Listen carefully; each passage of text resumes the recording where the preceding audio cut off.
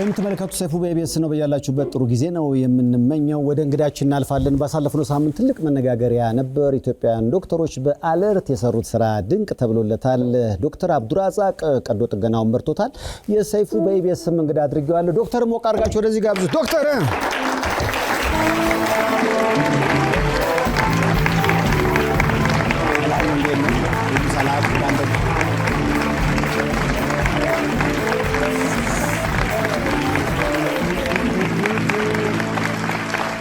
እንደ ኮንግራ ይባላል፣ እንደ ቺርስ ይባላል። ግን ቀዶ ጥገና በአስተማማኝ ሁኔታ ሲፈጸም ደስታችሁ እንዴት ነው የምገልጹት? በጣም ነው። በተለይ በፕላስቲክ ሰርጀሪ ሲደማ ነው ብዙ ጊዜ ደስ የሚለን። ልክ ሲደማ በህይወት አለ ማለት ነውና የሚሰማን ደስታ በጣም ልዩ ነው። የሚገርም አንድ አጎቴ ቀዶ ጥገና አድርጎ ነበርና ለካ በቀዶ ጥገና ይሄ የምናፍርባቸው ነገሮች የሆነ ጊዜ ላይ በጣም ወሳኝ ይሆናሉ እና ልንጠይቀው ሄደን ትንሽ መከራ የሆነብኝ መፍሳት አልቻልኩም እና መፍሳት ማግሳት ከቀዶ ጥገና በኋላ እንደ ትልቅ ነገር ነው የሚታዩት። ምንድነው? በጣም ትክክል። የኔ ሙያ ባይሆንም የጀነራል ሰርጅኖች ሙያ ቢሆንም እነዚህ ምልክቶች አንጀት መስራት ጀምሯል ወይም ደግሞ ማደንዘጃ ወስዶ ከነበረ ያን ማደንዘጃ ወስዶ ጨርሶ አንጀቱ መስራት ጀምሯል ማለት ነው። ስለዚህ ሰክሰስፉል የሆነ ስራ ተሰርቷል ስለምንል ደስታ ይሰማናል። ዋው!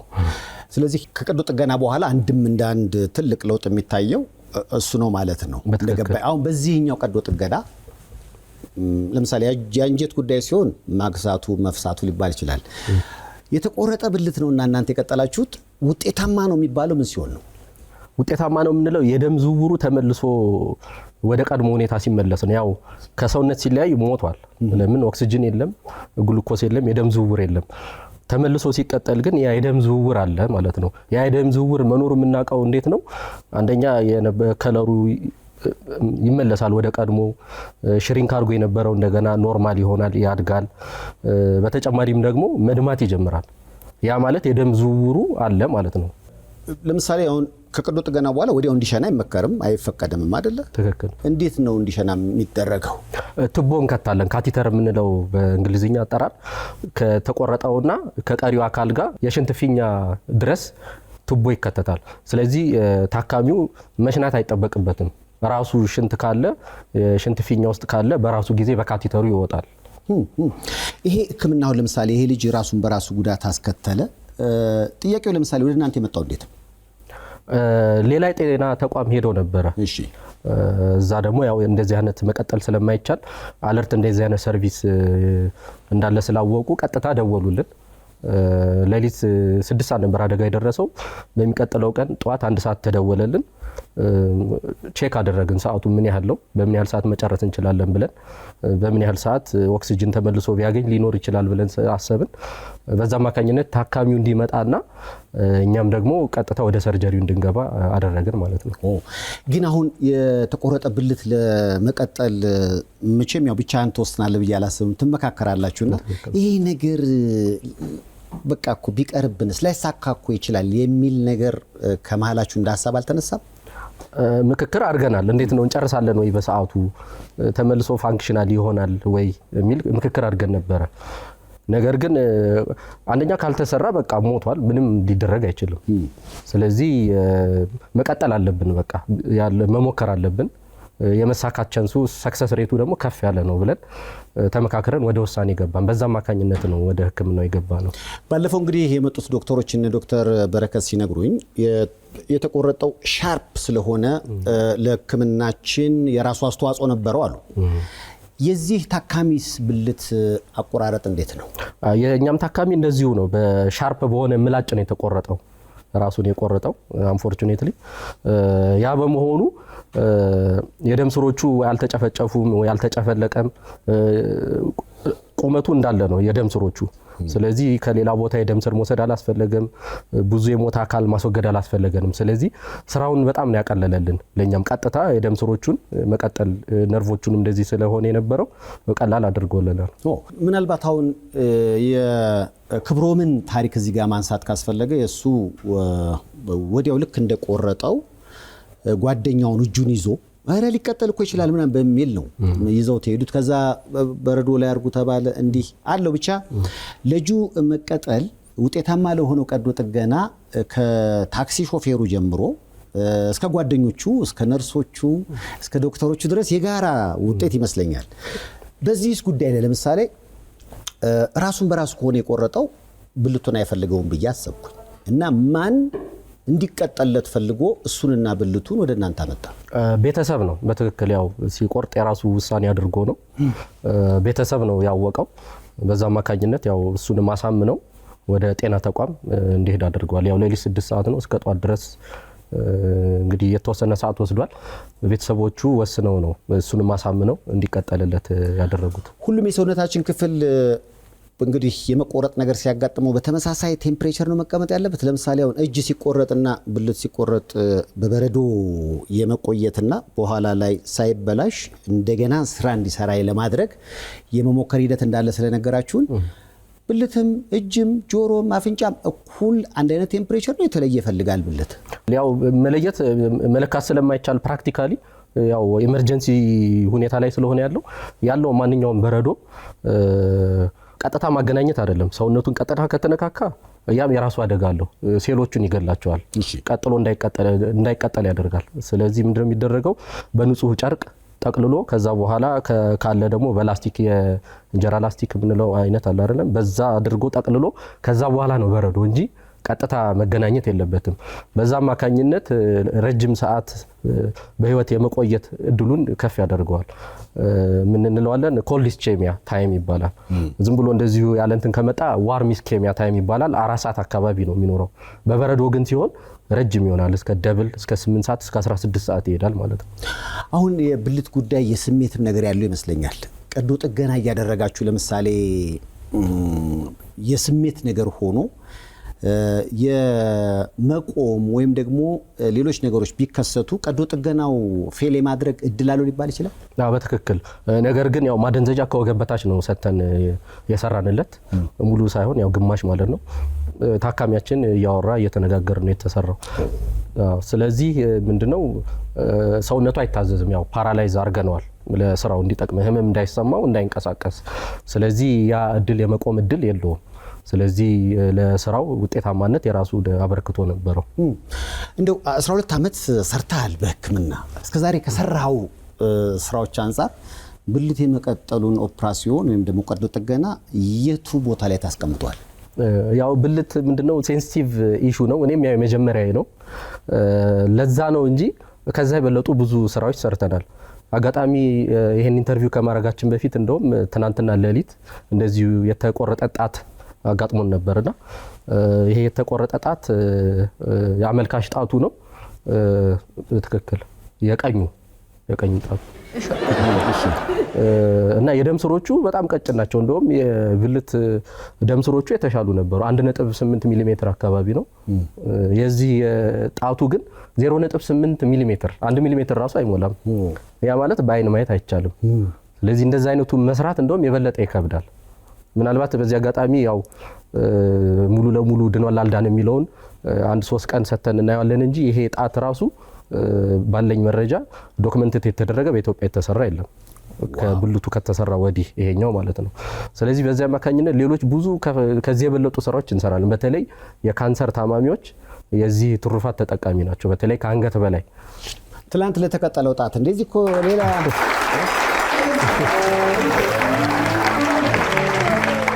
ያው ዜናው መነጋገሪያ ነበርና እንዴት አገኘው ማለት የተለያዩ ፈገግ የሚያስብሉ ማስተያየቶች የተለያዩ ነገሮችን ተሰማለ ብዬ አስባለሁ። ከቦታው በጣም አስጨናቂነት አንፃር በዚህ ላይ ደግሞ ጉዳዩን የፈጸመው ራሱ ባለቤቱ ከመሆኑ አንፃር የምትሰማቸው አስተያየቶች ምን አይነት ስሜት ፈጠሩብህ? አው አንዳንዶቹ ፈገግ የሚያሰኙ ናቸው። ብዙዎቹ ደግሞ ያው የምስጋና ቃላቶች ናቸው። በጣም ደስ የሚለው ለኛም ለህክምናው ዓለም ላለን ሰዎች።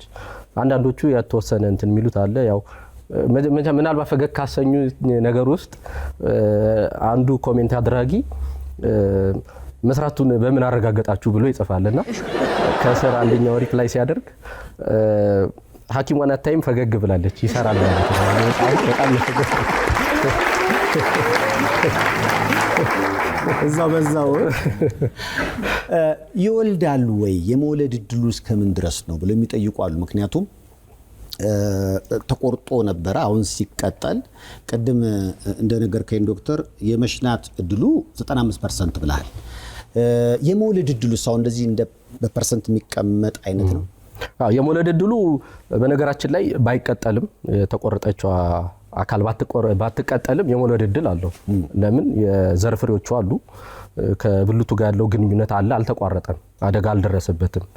ወደ 5 ሴንቲሜትር ከጫፉ አካባቢ ስለሆነ የተቆረጠው መውለድ ይችል ነበር መጀመሪያም። ነገር ግን ይሄ በመሰራቱ በተለይ የስሜት ነርቮቹ በመቀጠላቸው ያንን ሁኔታ ከፍ ያደርገዋል እንጂ በመጀመሪያም መውለድ ይችላል። የነርቫችን ሁኔታ ለምሳሌ ሆነ የተቆረጠ እጅ ባለፈው ዶክተር በረከትና ዶክተር ቢኒያም ሲነግሩን ለምሳሌ 6 ወር 8 ወር ቢፈጅ ነው ነርቭ እንደገና በፊዚዮቴራፒ ምናምን። ይሄኛውና እናንተ የቀጠላችሁት ይሄኛው ተመሳሳይ ነው ወይ? ተመሳሳይ ነው። ነርቮች የሚድኑት እንዴት ነው? በማደግ ነው። የመጀመሪያውን 1 ወር ራሱን ያዘጋጃል ለመዳን። ከ1 ወር በኋላ ማደግ ይጀምራል። በቀን 1 ሚሊሜትር ነው የሚያድገው ነርቭ። የተቆረጠው አካል ወደ 5 ሴንቲሜትር አካባቢ ነው በግምት። ያ ማለት ከ3 ወር እስከ 5 ወር አካባቢ ባለው ሙሉ ለሙሉ ይድናል ብለን እንጠብቃለን። እንደማንኛውም የሰውነት ክፍል ነው። ትክክል። ልዩነቱ ግን ምንድነው? ይሄ የስሜት ነርቭ ነው። የስሜትና የጡንቻ ነርቭ ይለያያል። የጡንቻ ነርቭ ወቅት አለው። በተወሰነ ጊዜ አድጎ ሄዶ የጡንቻ የነርቭ ተቀባዮች ጋር መድረስ አለበት። የስሜት ግን ረጅም እስከ 4 ዓመት ምናምን ድረስ ሳያድግ ቢቆይም ችግር የለውም። ነገር ግን ይሄ ያድጋል ብለን ስለምንጠብቅ የተሻለ ቻንስ አለው ብለን ያስባል። ቀዶ ጥገናውን በአስተማማኝ ሁኔታ ከፈጸሙት መካከል ሲመሰገኑም ስላየው ነው። አሁን ለምሳሌ ዘበኛው ሚናቸው ምን ነበር? ሚናቸው ምንድነው? ያው ልክ እንደመጡ ቀጥታ ቶሎ ማስገባት አለባቸው። ያው አንዳንድ ጊዜ እንደምታዩት ቢሮክራሲ አለ በየመስሪያ ቤቱ ማንገላታት፣ እንዲህ ነገሮች አሉ። ያው የአለርት ባለሙያዎች በደንብ የሰለጠኑ ናቸውና ቶሎ እንዲሄዱ በሩን በመክፈት አቅጣጫ በመጠቆም ብዙ ነገሮች ነው የረዱትና ስለዚህ ጊዜ በመቆጠብ በጣም ያንዳንዷ ሰከንድና ደቂቃ በጣም ወሳኝ ነችና የሕክምና ቡድኑ አባል ናቸው። ዋው! ከጥበቃው እስከ ዶክተር አብዱራዛቅ ሁሉም ይመሰገናሉ። ጊዜ አይሰጥም። አዎ ቶሎ መስራት አለብን። ማለት አሁን በተለይ አለርት አካባቢ የሚሰሩ የተለያዩ ነገሮች እንዳሉ ይሰማኛል። አንዴ እንደውም ሰው ለመጠየቅ መጥቼ ጂቢ የበላው ህፃን ቀዶ ጥገና በአጋጣሚ ተፈጽሞለት ሲወጣ አግኝቼ ነበርና ከመላው ኢትዮጵያ ነው የሚመጣው። በጣም የሚገርም አደጋ በሚገርም ቀዶ ጥገና ታሪክ የሚሰራበት ቦታ ነው። ግን ብዙ የተወራለት አይመስለኝም። ስሰማ ግን አፍሪካዊ ተቋም ሁሉ እስከመሆንና ብዙ የሕክምና ሰዎችን እስከ ማሰልጠን ደርሷል። በትክክል ስለ ራሳችሁን አታወሩ? ብዙ አይነገርም። ያው ምናልባት ከጥቁር አንበሳ በመቀጠል አለርት ከፍተኛ የታካሚዎችን ቁጥር በማየት ሁለተኛው ነው። ባልሳሳት ከ300 እስከ 400 ሺህ ሰው አካባቢ በአመት እናያለን። አጠቃላይ በተለያየ ሕክምና ፊልድ ማለት ነው። ግን በሚዲያ ብዙ አናወጣውም። እንዳልከው በጅብ የተበሉ በአንበሳ እንደዚህ ብዙ ይመጣሉ። አጋጣሚ እንደውም አሁንም አንድ ልጅ እንደዚሁ በጅብ ተበልቶ እኛ ክፍል ገብቶ ሕክምናውን እየተከታተለ ያለ ልጅ አለና በጣም በርካታ ስራዎች ይሰራሉ። በፕላስቲክ ሰርጀሪ ብቻ ሳይሆን በተለያዩ የሕክምና ክፍል። ለዚህም የሆስፒታሉ ማኔጅመንት በጣም የራሱ የሆነ ከፍተኛ አስተዋጽኦ አለው። እነዚህ ስራዎች እንዲሻሻሉ ሁልጊዜ ኳሊቲ ክፍል አለን እንዲሻሻል። ያው ጥሩ ብንሰራ ይቀራል እንደዚህ ማድረግ አለብን የተባለ የተሻለ አገልግሎት እንድንሰጥ ፑሽ እንደረጋለና ለዚህም ይመስለኛል ጥሩ ስራ እየሰራን ያለ ነው። ግን በደም ለሚዲያ ማውጣት ምርምር ላይ ፐብሊሽ ማድረግ እንዲህ ነገሮች ላይ በደንብ መስራት ያለብን ይመስለኛል። አዎ እኛም አጋጣሚውን ስላገኘን እናመስግናችሁ አለርቶች። ምናልባት ካነሳ አይቀር የፕላስቲክ ሰርጀሪ ኮሴክሳ የሚባል 15 ሀገራት ማህበር ያሉበት የቀዶ ሕክምና ማህበር አለና ኢትዮጵያ የዛ ማህበር መስራችና አባለችና የአፍሪካ ሐኪሞች ፕላስቲክ ሰርጀሪ መማር የሚፈልጉ አለርትን በጣም ከፍተኛ ምርጫቸው ነው የሚያደርጉት። ለምን? ምክንያቱም ዝናችን የናኘው ነው በፊልዱ በፕላስቲክ ሰርጀሪ። ግን ጀነራል ፐብሊኩ ጋር ብዙ አናወጣውም፣ አይታወቅም። እና አለርትን በጣም ይመርጣሉ። ነገር ግን ያው አንደኛ የራሳችንን በደንብ ማሰልጣን አለብን የኢትዮጵያውያንን ብዙ ከአፍሪካ ጋር ከተቀበልን የኢትዮጵያ ልንቀንስ ነው። ስለዚህ በተወሰኑ ቁጥሮች እየተቀበልን በየአመቱ እናሰለጥናለን። 3 አመት ነው የምናሰለጥናቸው። ብቁ ሆነው ደስተኛ ሆነው ይሄዳሉ። የተማሩ ሰዎች ደግሞ ሌሎች ሰዎች ይልኩብናል። ስለዚህ አሁን ተቸግረን ከአንድ ሀገር ከመጣ ድጋሚ ከዛ አንቀበልም። ዋው የአለርት ዝናዚህ ደርሷል። በ7 ወራት ውስጥ ግንባታው 95% የደረሰው የቦሌ መድኃኔዓለም ሳይታችን የመኖሪያ ቤቶችና የንግድ ሱቆችን ከነካርታቸው ለርሶ ለማስረከብ እየጠበቁት ነው። በቦሌ አደይ አበባ ሳይታችን ደግሞ በ10 ወራት ውስጥ ገንብተን ውስን ቤቶችና የንግድ ሱቆችን አሰናድተናል። በደራው ሾላ ገበያ የተከበበው ሳይታችን በ15% ቅድመ ክፍያ ብቻ ማግኘት ይችላሉ። ቦሌ አትላስ ቅንጡ ቤቶችን ለሽያጭ አዘጋጅቷል። ለሚወዱት ሰው ከዚህ በላይ ስጦታ የለም። ለእርስዎ ልዩ ስጦታ አለ። በ4 ሳይቶቻችን ላይ ልዩ የበዓል ቅናሽ አዘጋጅተን እንጠብቃለን። ለኔና ለአንተ መገናኘት ምክንያት የሆነው ይሄ ብልቱን የቆረጠው ታዳጊ ነው ወጣት ነው ወደ መጨረሻዎቹ በ10ዎቹ ውስጥ እድሜ የሚገኝ 18 19 አካባቢ ትክክል። ብዙዎች ጠይቁ ነበር ማለት ሰው ጥቃት አድርሶብህ ላይገርም ይችላል። ራስን ግን ማጥቃት ከምን አንፃር ምን ተፈጥሮ በዚህ ጉዳይስ ላይ የስነ ልቦናስ ማለት አሁን አንዳንድ ጥቃቶችን አንዳንድ ሰዎች የሚፈጥሩት አንድም የአእምሮ መረጋጋት ሳይኖር ሲቀር ሊሆን ይችላል። ብቻ ብዙ ምክንያት አለው ተብሎ ይታሰባልና ከዛ አንፃር ማለት ከታካሚው ጋር ያላችሁ ግንኙነት ከሰራችሁት በኋላ ውጤታማውን ቀዶ ጥገና እንዴት ነው? ከሰራም በኋላ ያው የስነ ልቦና የስነ አእምሮ ሕክምና እንደሚያስፈልገው ከሱም ጋር ከቤተሰቡም ጋር ተነጋግረን ሊንክ አድርገናል ወይ ማገናኝተናል። በዛም አማካኝነት ምክንያቱን ደግሞ ሌላ ነገር እንዳይፈጽም ያለበትንም ችግር ብሎ የሚያስበውን በምን መልኩ መፈታት እንዳለበት ሕክምና ያገኘና ክትትል ላይ ነው ያለው።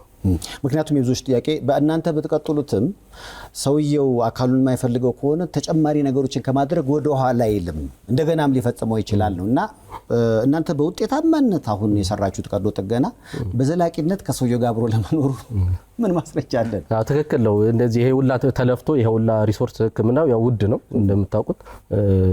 መልሶ አደጋ የሚፈጠር ከሆነ ያው ከንቱ ነው፣ ምንም ጥቅም አይኖረውም። ስለዚህ የስነ ልቦና ህክምናው በጣም ወሳኝ ነው።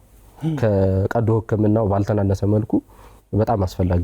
ባለፈው እንግዲህ እዚህ ልጁን የተቆረጠው ክብሮምን ህክምና በተመለከተ ዶክተሮችም ሲናገሩ እሱም ሲናገር አጠቃላይ ህክምናው ወደ 1.8 እንደፈጀ፣ ምክንያቱም ደግሞ ዶክተሮቹ ያ የሆስፒታሉ ወጪ ሳይሆን እሱን ህክምና ለመፈጸም የምንጠቀመው እቃ በጣም ውድ ስለሆነ የሚል ምላሽ ሳማሪታን መሰለኝ አይደል ህክምናው የተሰጠው። አሁን ይሄ ብልት የተቀጠለለት ታዳጊ ህክምናው ምን ያህል ፈጀ ሊባል ይችላል? ያው አለርት እንደምታውቁት የመንግስት ሆስፒታል ስለሆነ ኦልሞስት በነፃ ነው ማለት ይቻላል። ምናልባት ቢበዛ እርግጠኛ ባልሆንም እንደው ከበዛ እስከ 10,000 ብር ቢያወጣ ይመስለኛል። ግን ኮስቱ ቢሰራ እንደው በኢንተርናሽናል እንትን በእኔም ባለኝ ልምድ በጣም ብዙ ብር ምናልባት ሳማሪታን ከተሰራው ያልተናነሰ ነው ሊሆን የሚችለው። ዋው! ስለዚህ እንዲህ አይነት ትልቅ ቀዶ ጥገናን በነፃ በሚባል ደረጃ ነው የታከመው ማለት ነው። በትክክል በድጋሚ አለርት ይመሰገን። በጣም አለርት አለ ተብሎ ምክንያቱም ስሰማ ራስን ለማጥፋት መሞከር ራስ ላይ ጉዳት ማስከተል በራሱ ያስጠይቃል በወንጀል። እንዲህ አይነት ታካሚዎች ብዙ ጊዜ ይመጣሉ ራሳቸው ላይ ጥቃት ቢፈጽሙ። ብዙ ጊዜ ወደ ሳይካትሪ ክፍል ነው የሚሄዱት። በጣም የጎላ ጉዳት አያደርሱምና ወይ በጤና ጣቢያ ደረጃ ወይ በመጀመሪያ ሆስፒታል ደረጃ ነው የሚታከሙት። እኔ እስካሁን እንደዚህ የከፋ ጉዳት ደርሶት ፕላስቲክ ሰርጀሪ ላይ የመጣ በግሌ ማቀ የለም። ነገር ግን በአብዛኛዎቹ አነስተኛ ጉዳት ነው የሚደርስባቸው። ምናልባት ህመሙም ሊሆን ይችላል። የኛ ታካሚ ላይ ያው መናገር ስላልፈለኩ ነው እንጂ እንዳያሙ የተጠቀመው ነገር አለና ምናልባት እነዛ ህመም ሲሰማቸው አቆመውት ሊሆን ይችላል። የመጀመሪያ ደረጃ ይሰጣቸውና የሳይካትሪ ወይም የስነ አእምሮ ህክምና እንዲወስድ ይደረጋል። ትክክል። ሐኪም መሆን አንዳንዴ የሆነ ምክንያት ይፈልጋል። እንደውም አንድ ጓደኛችን የገዛ ወንድሙ ይታመም ነበርና ወንድሙ በቃ በዛ ምክንያት ያለውን የሕክምናውን ዓለም መቀላቀል አለብኝ ያው ወንድሙን እያሰበ ነው። ብዙ ዶክተሮች የራሳቸው ምክንያት ይኖራቸዋል። የዶክተር አብዱራዛቅ ምክንያት ምንድነው? እኔ እንኳን ያው በቤተሰብ እንደዚህ ሐኪም ወይ ጤና ባለሙያ የለም ነበርና ያው ልጅ ሆኜ ቤተሰቦች ያው ያበረታቱኝ ነበር። ልጄ እናቴም አባቴም ሌሎቹም በቃ ልጄ ዶክተር ነው የሚሆነው ምናምን ሲባል ምን መሆን ትፈልጋለህ ሲባል ዶክተር እያልኩኝ በዛ ያደገ ብለናል እኮ ያው ይሄ አላላችሁም እናንተ ብለዋል እኮ ያጨበጨባል። የተሳካለት ግን በጣም ጥቂት ነው። ካፒቴንና ዶክተርማ ድሮ አሁን ዩቲዩበርና ቲክቶከር እንደሚመኙት መሆን አብዛኛው ህጻናቶች ሲያጋጥሙኝ ዩቲዩብና ቲክቶክ ኢንፍሉዌንስ ማድረግ ምናምን የሚለው ነው አሁን ዲሱ ትውልድ ይመስለኛል። በእኛ ጊዜ ደግሞ ካፒቴን ዶክተር ሁሉም ይመኛል። የሚሆኑት ግን በጣም ጥቂቶች ናቸው። ያንተ በቃ የቤተሰቦች ግፊት ነው ውስጥ የከተተ ግፊት ሳይሆን በቃ ይሆንልኛል ሲሉኝ እኔም በቃ ቀረጹ አይምሮዬ ላይና እኔም በቃ አድጎ እንደዛ ወደዛ መጣ እንጂ የተለየ ምክንያት አልነበረኝም። አገባ አግብቻለሁኝ። የአራት ሴት ልጆች አባት ነኝ። አትመስልም።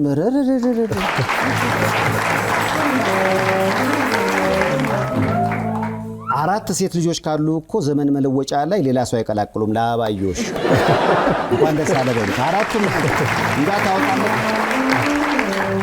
አይ ደስ ይላል በጣም። ምናልባት መቼም በአስቸጋሪ ሁኔታ ውስጥ እየሰራችሁ እንደሆነ ይሰማኛልና እንዲህ አይነት ሕክምናዎችን በተመለከተ ከዚህ አሁን ካገናኘን ጉዳይ ተነስተህ ምን ማለት ትፈልጋለህ? ምክንያቱም አለርት አለ ተብሎ ሌላውም እንደዚህ ጉዳት ማስከተል አሁን ቀደም የጠቀስከው ብር አለ እንዲማ ከሆነ ብሎ ይሄ ለጥቂቶች ብቻ ማለት የመዳንም ወይም ደግሞ ጉዳት የተከሰተበትን አካል የመቀጠል እድሉ አሁን ይሄ አጋጣሚ ምድልም ስለሆነ ይመስለኛል። ስለዚህ ከዚህ አንፃር ተነስተህ ሰዎች ራሳቸውን ላይ ጉዳት እንዳያስከትሉ ምክር ካለ ብዬ ነው። ትክክል ነው። ያ ሁሉንም መስጠት አይቻልም። አሁን ባለን አገልግሎት ማለት የተወሰኑ ያለውን ባለሙያ በቁጥር የሚቆጠር ነው። አለርት አለ ምናልባት አንድ እንትን ጳውሎስ አለና ለ130 ሚሊዮን አደጋ ቢደርስ የኔ ሁላ ሰው ማከም አይቻልም። ያው ሐኪሙም በየቀኑ ሌሊቱን ሙሉ 24 ሰዓት ቢሰራ ከባድ ነው ማለት አደጋም ሊፈጥር ይችላል፣ ኤረር ሊፈጥር ይችላልና ያንንም ታሳቢ ማድረግ ያስፈልጋል። በአብዛኛው እኛ እንደውም ማስታወቂያ ብዙ አንሰራም። ለምን መስራትም አይቻልም፣ አስቸጋሪ ነው። ግን በተለየ ሁኔታ የተለየ ችግር ሲያመጣ በእንዲህ አይነት ሁኔታ ኢመርጀንሲ ነገሮች ላይ እንሰራለን እንጂ ኢመርጀንሲዎችን ብዙ አድቮኬት አናደርግም፣ አናስተዋውቅም። ብዙ ጊዜ የምንሰራው ቅድም እንዳልኩት የካንሰር ታማሚዎች፣ መሸፈን የሚያስቸግሩ ቁስሎች፣ እግር ላይ ለመቆረጥ አደጋ የደረሱ እንደዚህ አይነት ጊዜ የሚሰጡ ነገሮች ሕክምናዎች ላይ ነው እንጂ ኢመርጀንሲ ሕክምናው ላይ እንደዚህ እንሰራለን ብለን ብዙ አናስተዋውቅም። ምናልባት የአሁኑ ስራችን ይሄ ነገር መደበቃችንን ማለት እንዳይታወቅ አለማድረግ አልቻልንም ብዬ አስባለሁ። አይ መነገርማ አለ፣ ጥሩ ነገር መነገር አለበት። ምክንያቱም መጥፎ ነገር ሲሆን በጣም የመጋነን እርግጥ የሕክምና ስህተት ኢትዮጵያ ብቻ ሳይሆን በመላው ዓለም አለ። ዶክተሮች እኔ በግል ከጠየቀኝ ሆን ብሎ ያጠፋሉ ብዬ አላስብም። ለመስራት በሚኖራቸው ጥረት ብዙ ጊዜ ነው ስህተቶች የሚፈጠሩትና ስህተት አያስጠይቅ አይደለም። ግን ስህተት በጣም የመጉላትና ከሰው አፍ ወደ አፍ የመሄድ ድል አለው። ውጤት ሰክሰስ ደግሞ ሲሆን ትንሽ እንኳን እንደዚህ ደብቃችሁት ለማለት ነው። በአደባባይ እንድናመሰግናችሁ ስለፈቀድክልኝ ግን አመሰግናለሁ በጣም ዶክተር አብዱራዛቅ። ምናልባት ሕክምና ስህተትን በተመለከተ ማለት የምፈልገው ነገር ኢቭን ባደጉ ሀገሮች በአሜሪካን ሀገርም የማይሰራውን ኩላሊት ማውጣት ትተው የሚሰራውን ያወጡበት እግር ጤነኛውን የቆረጡበት አጋጣሚዎች አሉና በተለይ ኤክስትራኦርዲነሪ በሆነ ምክንያት ሊከሰት ይችላል። ግን እንዳልከው ሐኪም ሲማር ለማዳንና የሰውን ተስፋ ለመስጠት ነው እንጂ አደጋ ለመፍጠር አይደለምና ያው ሶሻል ሚዲያዎች ላይ እንደዛ አይነት አመለካከት ሊኖር አይገባም። ዋና ዓላማው ለማከም ነው። ነገር ግን መከሰትም የለበትም፣ ምንም ጥያቄ የለውም። ሐኪሙ በጣም ቼክሊስቶች አሉ። ለምሳሌ WHO ቼክሊስት የሚባል አለ። ሰርጀሪ ሲሰራ ምልክት ይደረጋል። የቱ ጋር ነው የሚሰራው፣ ማን ነው ስሙስ፣ ማን ነው፣ ትክክል ነው ወይ፣ የደም ልኬቱ ትክክል ነው ወይ ብሎ ብዙ ነገሮች ታይቶ ቼክሊስቶች አሉ። ልክ እንደ ይሄ የመጣው ከምንድነው አሜሪካ የሚሊተሪ አካዳሚ ላይ የመጣ ነውና ቼክ ሊስቶች አላቸው። አየር መንገድም ላይ እንደዚሁ ቼክ ሊስት አለ። አውሮፕላን ከማብረሩ በፊት ቼክ ሊስት እያንዳንዱ ቼክ ተደርጎ እርግጠኛ ሲኮን ነው የሚሰራውና በህክምናውም በሰርጀሪው ላይ እንደዚሁ አለና ሬርሊ በጣም በቃ ብዙ 100,000 ተሰርቶ አንድ ችግር ካለ ያው ሚዲያው የሚፈልግ የተለየ ነገር ስለሆነ ነው እንጂ አብዛኛው ነገር 99% በላዩ ጥሩ ነገር ነው የሚሰራው። 1000 እናቶች 1000 ልጆችን ወልደው በደስ የሚል ሁኔታ ከመሃል አንድ እናት ላይ አንድ ችግር ቢፈጠር ያንን እንዳጠብቅ መቼም እቺኛዋ በጣም የሚሄድ ነገር አላትና ስተት ሲደበቅ ሳይሆን ግን አንዳንዴ ዶክተሮችን የማሸማቀቅ ስራቸውን ጭቃ የመቀባት ነገር ይበዛልና ቅድም እንዳልከው እንግዲህ እንደዚህ አይነትም ጥሩ ነገር ሲሰራ በአደባባይ ላይ አዎ ችላችኋል፣ እግዚአብሔር በእናንተ ላይ አድሮ አላህ በእናንተ ላይ አድሮ ጥሩ ነገር ደስ የሚል ነገር ሰርቷል ብሎ ማመስገን ግን ስለሚገባ ነው። አይገባም ጎበዝ?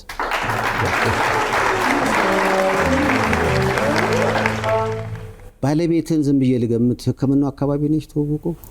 አይ አይደለችም። ለየት ያለ ነው። አንተ የት ነው አሁን ትምህርት በመማር ላይ ያለችው? የግል ስራ ላይ ነው የምትሰራው። ህክምና ዓለም ላይ አይደለችም። ብዙ ጊዜ የምጠይቃቸው ዶክተሮች ወይ ባለቤቱ እዛው አካባቢ ምክንያቱም ፍቅር ማለት መላመድ ይመስለኛል አንዳንዴና እንደዛ ያንተ ትንሽ ለየት ያለ ወጣ ያለ ነው። የኔ ለየት ይላል። ምናልባት እኔ ያለኝ የግል አመለካከት የሌላውን አይደለም። ስራ ሰርቼ ስመለስ ቤት አሁንም ስለ ህክምና ማውራት አልፈልግም እና ለየት ያለ ኤክስፒሪየንስ ቢኖር ደስ ይላል ብዬ አስባለሁ። በግሌ ነው። ስለዚህ የስራውን ነገር ቤት ይዛት መጣ በቃ የተለየ ነገር ካልሆነ እዛም ቀደም ላይ እንት ብዬ እንደገና እዚህ አንቺ እንዴት ሆንሽ እንደዚህ ምናምን ነገር ባልል ደስ ይለኛል። ይሄ አንተ ነው የራሴ ነው። ተቀበላችሁ? የሱ ደስ ይላል። የሱ የኔ እንጂ በጣም ብዙ ሰክሰስፉል የሆኑ ስቶሪዎች አሉ። በጣም ደስ የሚሉ። ስልክ 24 ሰዓት ክፍት ነው? ክፍት ነው። አንዳንድ ጊዜ ያው ሰርጀሪ ላይ ሲሆን ወይ ላላነሳ እችላለሁ ወይ ደግሞ መልእክት ተውልኝ ብዬ እጽፋለሁ እንጂ ክፍት ነው። 24 ሰዓት ክፍት ነው። በቃ ከባለቤቴ ጋር ተቃቅፌ ወይ ደግሞ በቃ ጠረፍ ታረጋለሁ ብለህ ገብተህ በቢጃማ ደስ የሚል ጊዜ ለማሳለፍ እያሰብክ አደጋ ደረሰ በአስቸኳይ ነው የተባልክበት አጋጣሚ አለ? አዎ እንዴ ብዙ ጊዜ። በትናንትና አሁን ጭራሽ ትናንት ዘመድ ጠይቄ በቃ ልንተኛ መኪና ላይ ሆኜ ልክ ወደ ቤት በቃ በሰላም ከልጆቼ ጋር ልተኛ ስል ነው ጣት ተቆረጠ ተብሎ ከሌላ የጤና ተቋም የተደወለልኝና በቃ ልጆቼ ያው ጥንቅር እያላቸውም ቢሆን አስረድቼ ተናግሬ ባለቤቴን እንትን ብዬ ጨርሼ ወደ 11 ሰዓት ላይ ሌሊት ጧት ሊነጋጋ ሲል ጨርሼ ወደ ቤቴ ገብቻለሁ። ምን አይነት አስቸጋሪ ሁኔታ ነው የሚያከሙኝ። ዶክተር አብዱራዛቅ እንግዲህ በቅርቡ ብዙዎች መነጋገሪያ ነበረ። የገዛ ብልቱን የቆረጠው ታካሚ በሚገርም ሁኔታ ውጤታማ የሆነ ቀዶ ጥገና የከወኑ ናቸው። ያን ቀዶ ጥገና የመሩም ናቸው። የሰይፉ በኢቢኤስ እንግዳ እስኪ ይሁን ብዬ ስጋብዘውም መጥቷል። ውድ ጊዜ ነው ያለው። እርግጠኛ ነኝ እዚያውን በመጣበት ሰዓት ደግሞ የሆነ ነገር ይኖራልና እንግዲህ ስለሆንክ ይህንን ደስ የሚል ጨዋታም ስላጫወትከና ስለ ጉዳዩ ስለነገርከን ከልብ ነው የምናመሰግነው። አታመሰግኑት ዶክተር አብዱራዛቅ? አመሰግናለሁ። ከመልእክቶች በኋላ እንመለሳለን።